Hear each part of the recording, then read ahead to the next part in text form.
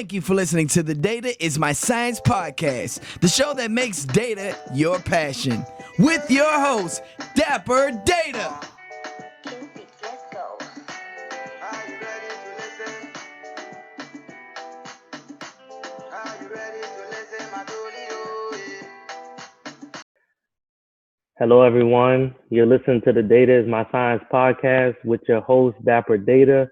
And as always, this is the show that makes data your passion. Today, I got a very special guest. As usual, I'm always bringing on new guests now, people who really are into data science, people who are passionate about it. But I'm also interviewing a lot of people who deal with data on a day-to-day basis. But this is different. This is a little bit more unique. So I'm bringing on a good friend of mine, man. I've known him for roughly about 14 years. My friend, another one of my brothers, Lawrence Prempeh, man. You know, say hi to hi Lawrence. Say hi to everybody out there, man. Thank you for having me.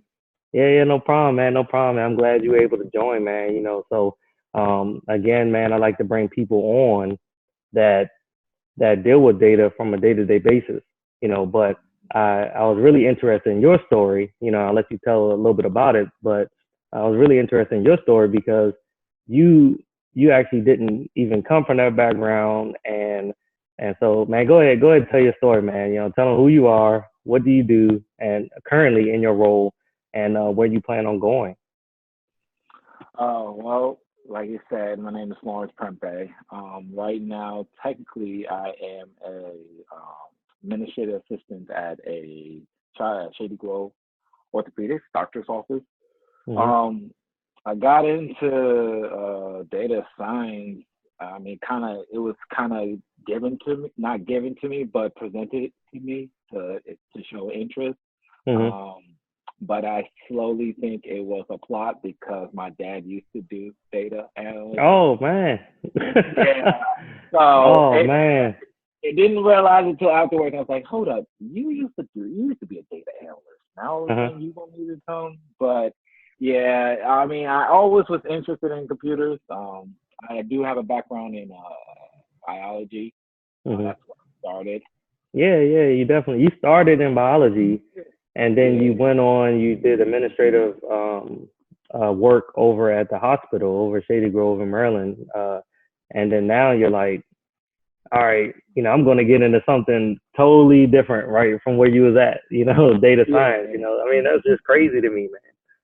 Well, I mean, for all your African listeners and watchers, they would know when you first go into school, whether it be high school or college, 95% of your choice isn't yours what you want to do, and that kind of stuff was mine. Like my parents was like, "Oh, you do biology, just go ahead." And the funny thing about it is, I always wanted to do computers. Yeah, I always wanted it. I mean, I'm not gonna lie, I didn't know exactly what I wanted to do with computers, but I knew I wanted to do with computers. But fortunately, you know what I'm saying, Dad was like, no, do biology, you'll always have a job, blah, blah, blah, blah, blah, blah. Right. I'll never forget, he said this quote, he said, don't do computers. You know, technology is done. So he told you to not do computers. He said, exactly. Go away from it. Exactly. Instead of me being a young smart guy, like, listen, no, computers, like, at that time, things were transitioning over to technology. Everything was slowly going to technology, but I decided to listen to him, went the biology route. And then after a while, I just said to myself, like, I don't see myself in the biology world. I mean, I worked in the hospital, like you said earlier, but I always... It just wasn't interesting to you. It wasn't interesting. Like, no matter, like, anytime the IT folks came, I'm all asking them 1,000 questions and all just trying to figure things out and all that. So I always knew that, all right, I wanted to do it. So, you know, I did take a couple of courses. I did networking and I took a couple of courses in security. You know, I mean, they were cool, but I just didn't like feel like, all right, this is me. I can do this, you know. So you started even down. So you didn't jump right into data science and the IT part. You said you wanted to even try out some networking, right? Because everybody wanted to do network. Everybody wanted to be a network person. You know, everybody wanted to deal with servers or something like that. But you're like, you took that route and you didn't even like that, and so you found data science, right? Yeah, it came to Okay. data science, and I was like, oh, I like this. Like, all right, this is just like collecting information, seeing where the information will take you, what kind of answers you can get from the information, and all these different things. And I was like, all right, I can do this. Like, I like to put things together, and like, all right, I can do this. Right, So, and right. that's how I was introduced to good old data science. Yeah, and that's dope, man. Because like, and that's why I brought you on, because your story is just so interesting, and for all those listeners out there, is really like inspiring, right? At the same time, because a lot of people are like, man, they got one foot in, one foot out, man. Should I go this route? Should I even jump ship, right? I mean, how many people go through school, right, and they're like, man, I don't want to do something totally different, man. I done spent all these years here and stuff, Exactly. they'll be blown, man. I'd be Yeah, you blown, do all y'all. do you all know, them years, and then you get to the job, and you're like, I don't want to do this. Like, exactly, man. But you decided to take that leap, man. So that's dope, man. So that lets people out there know that you don't have to be some data scientist off the bat, like, or you don't even have to like be a programmer, because you're not even interested in like the programming part of things, right? And we'll talk a little bit about that. nah, But you don't have to be a mathematician. You don't got to be a statistician, right? You can just be. You can really just choose your path. There's so many paths and stuff, and so that's interesting. You talked about data science. Your dad was a data analyst, so that's dope and stuff. Does he still do that now? Is he trying uh, to? nah, he took the typical African route. Came, grinded out, did his thing, and now went back, and now he's Right. Okay. Okay. living Okay. his life. Okay. Nice. Nice. Nice. Yeah. Yeah. Yeah. Okay. So why? So I talked a little bit about this before. Like, a lot of people do programming languages, right? You can be a programmer, right? We got a couple buddies that are programmers, and they probably can take data and they can sort it and stuff like that, so they can be called a data analyst or data scientist. You got Mhm. mathematicians, you got statisticians, you got people that like data mining, you got people that just like all the other stuff, right? But Yeah. people don't talk about this part as much, the data visualization part, for some reason, right? They talk about all the other stuff. I don't know if they don't think it's sexy enough or something like that. But like, you chose data visualization out of all that, right? Like, Yeah. what made you say I want to do data visualization and none of the other stuff?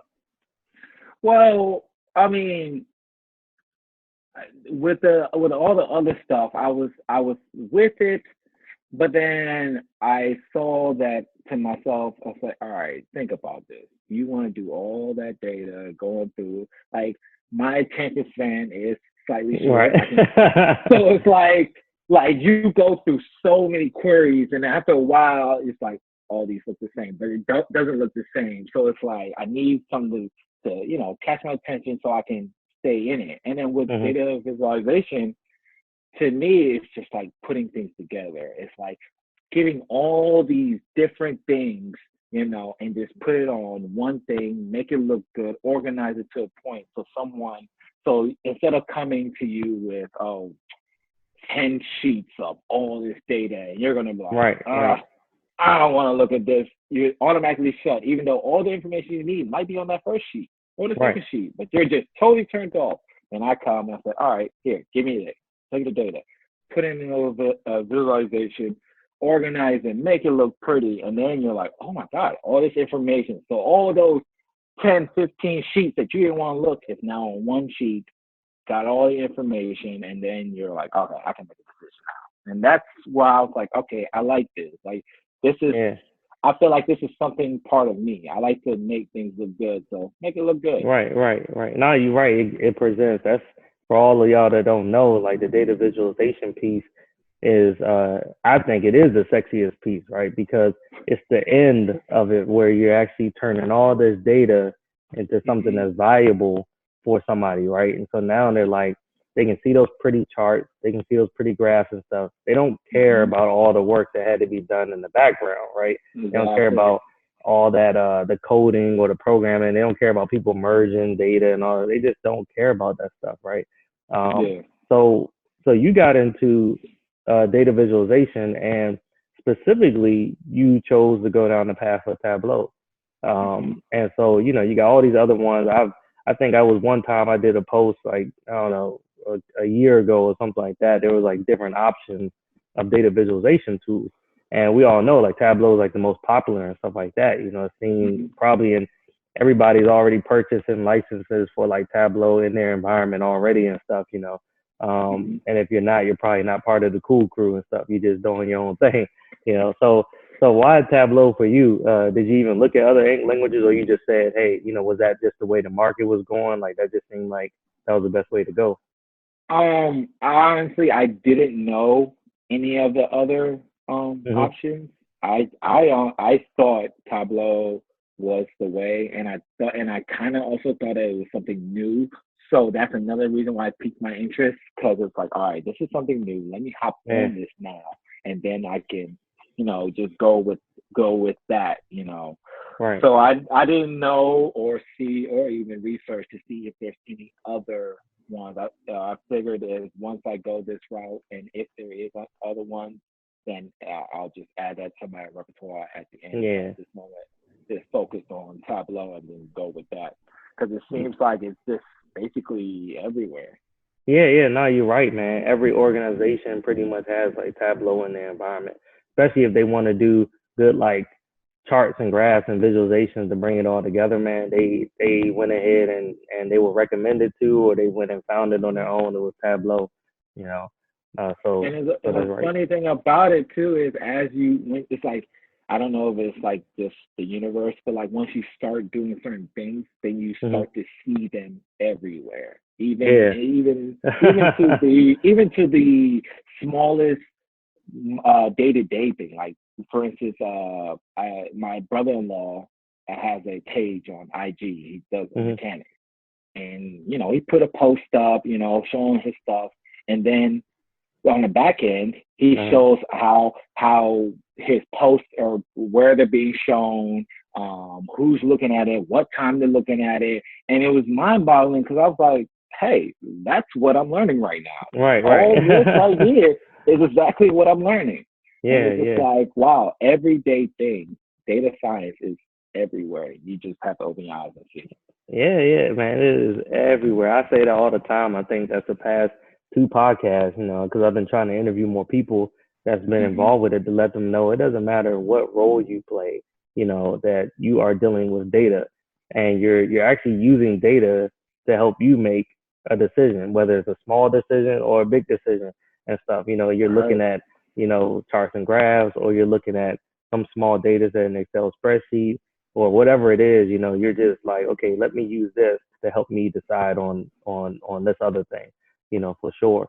So I remember when you were going through the Tableau class, we talked about, you mentioned SQL a lot. You mentioned SQL, and for y'all that don't know, SQL is really a specific language used in like programming. I think I talked about it in one of my programming sessions, one of my programming podcasts, but it's really designed to manage the data in databases. So you do like queries, you can do sorting, merging, and all that stuff like that with that programming language. And it's probably one of the most powerful out there for data science, along with R and Python. But so for you, when you were talking about SQL, how was that process? Did you even like when what did you have to do with SQL? Well, when I first started the class, they started with SQL. Man, I know that was mind blowing right there. It was. Did you almost quit? Did you almost quit though? I'm not gonna lie. It was so funny because it was one time we was in class. He was like, "All right, write these queries," and this is when I started getting a hang of it. And I was like, this is simple. He was like, oh, you're gonna have so many queries. So I was like, man, this is easy. I could do it. Blah, blah, blah. And then we had this one project. He was like, all right, download this data, and then you're gonna write these queries. And it was just a massive data, all queries. Oh, man. And I'm just thinking of myself in my head. I'm like, am I gonna have to write? Let me reevaluate if I really want to do this. Like, man, I really want to sit. I'm like, I felt like, oh, you're in the programming side. And I'm like, I didn't want to do the programming side. I said, we got brothers who are in the programming side. And I'm like, guys for your job, your contribution, but I don't want to be a part of it. I just thought massive queries of, if and when and case, and I'm just like, yeah, I don't know. But then you kind of find out Hmm. really I not. think I'm losing your volume a little bit. Oh, see what's going up? Still can't hear me? Yeah, I can hear you better now. Yeah. Okay. Yeah, Yeah. you were saying So that it was all these massive queries and stuff, yeah, and this that probably massive scared the query. crap out of you, man. It really did, because you know what, I automatically just went to future mode, just thinking like, wow, I have to sit at the desk. Like, how long is it gonna take me to write this? And then kind of find out, no, you don't really write all of them, but you do write majority of them. And I was like, okay, Yeah. It's always good to kind of know like the background and stuff, right? Because yeah, like even though like you don't have to do that work necessarily, but if you know the background of some of those things and the foundation of it and how it got you to where you got to do your work, then it actually makes you 10 times better in what you do and stuff. Because you can yeah, troubleshoot it sometimes. You can like look through it. exactly. You It makes it a lot easier to troubleshoot something. You figure out, you can run into a problem. You're like, what is going on? I can't figure it out. Yeah. And if you didn't go that SQL route, then you're just gonna have a mean headache trying to figure it out. But then if you Hmm. do go the SQL route, you're like, all right, boom, let me just look at the queries. All right, boom, boom, boom. Okay, okay. Ah, that's my problem. And then Right. Yeah, see, that's just dope, like that. man. Yeah, Mhm. yeah, man. So, are there any other like prep courses and stuff that you got to do before you continue Uh, the Tableau route, or? I didn't do any prep courses. Uh huh. The course I took had the SQL part of it. I think that was Ah. part. I think that was part of their plan to show the base work, the groundwork, so Hmm. everybody, has at least an understanding.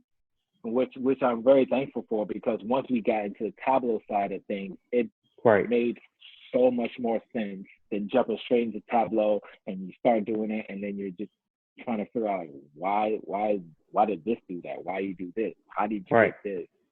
So yeah, but any prep courses? No, I don't think. There's no real prep courses, and there are Oh, no that's good, math. man. So, what was Yeah, it like? Is it like a 6 week course or something like that, or is it like a you know? this course was, I can't remember, because of course it did fall between some holidays, Right. but Right.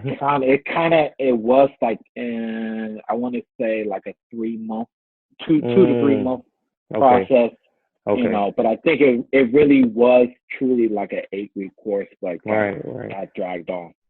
And do you believe like when you're studying for like this Tableau thing, and you're taking a course like that, do you got to put in a lot of extra work outside of it for this? Yeah, you definitely You do. do? That's a lot of work. Yeah, I thought you could, like I said earlier, my background is biology. So, Mm. all my bio folks, all you got is read and memorize, read and Right. memorize. And that's what I thought I had to do with it, just read and memorize. And then I Nah, you realized gotta it's play not. around with the Tableau system. You Exactly. gotta. Just make up something, do something, just play around with it, Mm. fool around with it. That's the best way you're gonna understand it. That's the best way you're gonna learn it. Right. And then even at one point, I even try to make it more personal. Think of I slightly made my own data. Not as it wasn't as much, but Right. made my Right. own Right. data, and they're like, hey, let me see if I can make myself a pie chart. Hmm.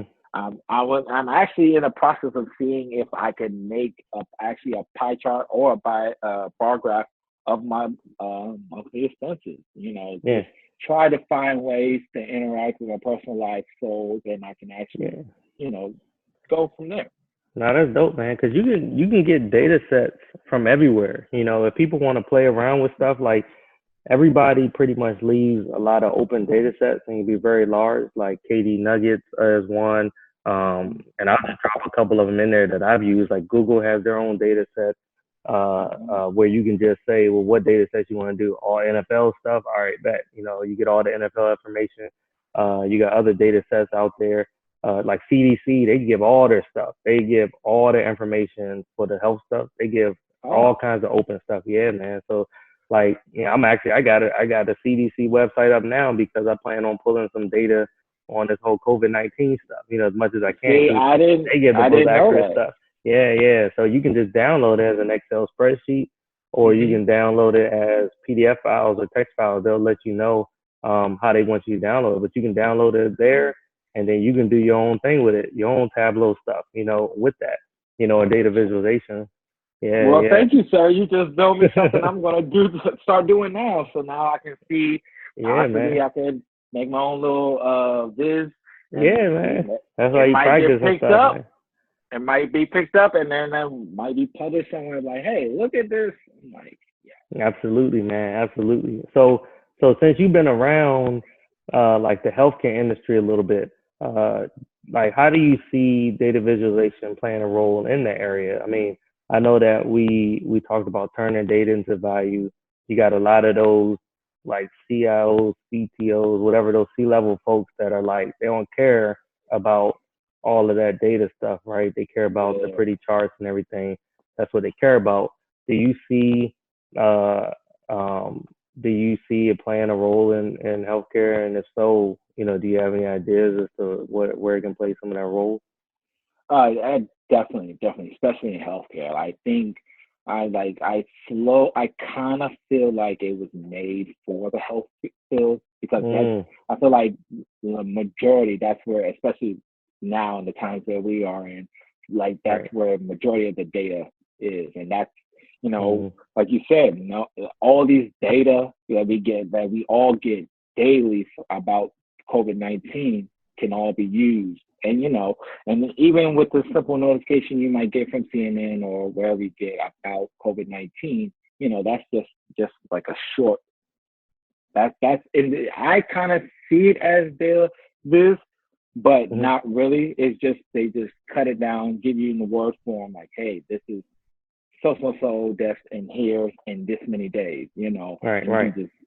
And with healthcare, you're always getting data, like whether it's vitals or temperatures or medicine, and reactions to things. All these things are getting constantly. Yeah, even if it's not even with COVID-19, just on a simple day-to-day in a hospital, you get so much information. And then most of of course, like you said, CEOs, they at this time, they've reached that level. They don't want to look at numbers anymore. They want something that looks good.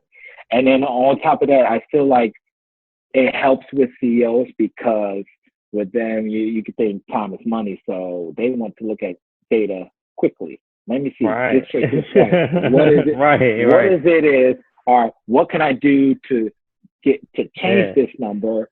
And then data helps with all that. It'll show you what your number is. All right, what can I do to change it? Switch it. Shows you what you can do, and then you just go and then find out.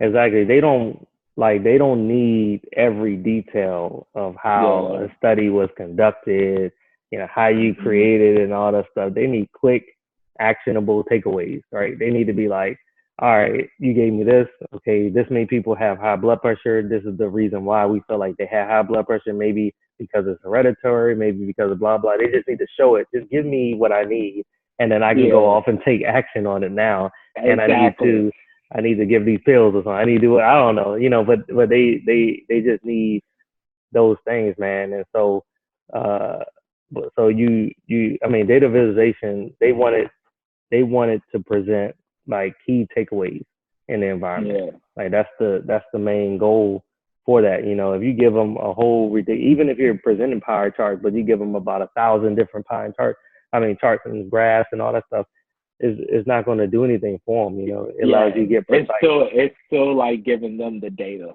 If you give them 1,000 pie charts, it's just like, hey, you might as well give me the data. I still don't want to see it. It's just condensing. And that's why I feel like the data is like, I collect. Let me get all this information and condense it to one thing, and then present it to you. Yeah. And you bring up a good point too, because like you being an administrative part of the healthcare, right? You have to be a part of probably like you get to see all the stuff that's kind of collected a little bit too, right? Because they are collecting like vitals, they collecting all the blood pressure, they collecting marital status, they collecting all this stuff probably, and you thinking, man, why they need to know all this information, right? You know what I'm saying? They got all this information, like, Daily, daily. yeah.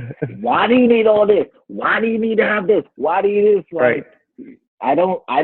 Sometimes some of the things I'm like, I don't know. Right. The doctor wants it, and then Right. after I go through it, you realize, okay, he needs it. So down the road, when he's trying to figure out like why this, and this, Yeah. then he can, know why.